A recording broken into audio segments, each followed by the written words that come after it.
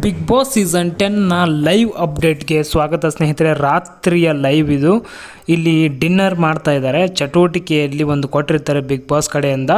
ಅದರಲ್ಲಿ ವಿನ್ ಆದರೆ ಒಂದು ಸ್ಪೆಷಲ್ ಊಟ ಕಳಿಸ್ತೀನಿ ಅಂತ ಹೇಳಿರ್ತಾರೆ. ಅಲ್ಲಿ ವಿನ್ ಆದಾಗ ಸ್ಪೆಷಲ್ ಊಟ ಕಳಿಸಿದ್ದಾರೆ. ಅದ್ರ ಜೊತೆ ಇಲ್ಲಿ ಡೆಕೋರೇಷನ್ ನೋಡ್ಬೋದು, ಒಂದು ರೆಡಿ ಮಾಡಿದ್ದಾರೆ ಸ್ಪೆಷಲ್ಲಾಗಿ ಡೈನಿಂಗ್ ಟೇಬಲು ಫುಲ್ ಫ್ಲವರಲ್ಲಿ.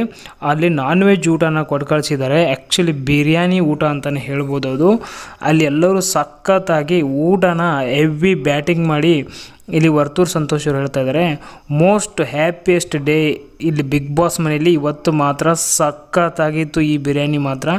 ನಾನು ಆ್ಯಕ್ಚುಲಿ 2 ಡೇಸ್ಗೊಮ್ಮೆ ನಾನು ಬಿರಿಯಾನಿ ತಿಂತೇ ಇದ್ದಿದ್ದೆ, ಬಟ್ ಇಲ್ಲಿ ತುಂಬ ಮಿಸ್ ಮಾಡ್ಕೋತಾ ಇದ್ದೆ ಬಿರಿಯಾನಿ.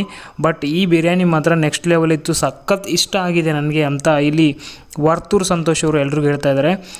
ಅಂದರೆ ಎಲ್ಲರೂ ಊಟ ಮುಗಿಸಿದ ಮೇಲೆ ಆಮೇಲೆ ಇಲ್ಲಿ ಪ್ರತಾಪ್ಗೂ ಎಲ್ಲರೂ ಹೇಳ್ತಾ ಇದ್ದಾರೆ, ಪ್ರತಾಪು ಈ ರೇಂಜಿಗೆ ಊಟ ಮಾಡಿದ್ದನ್ನು ನಾನು ನೋಡಿರಲಿಲ್ಲ.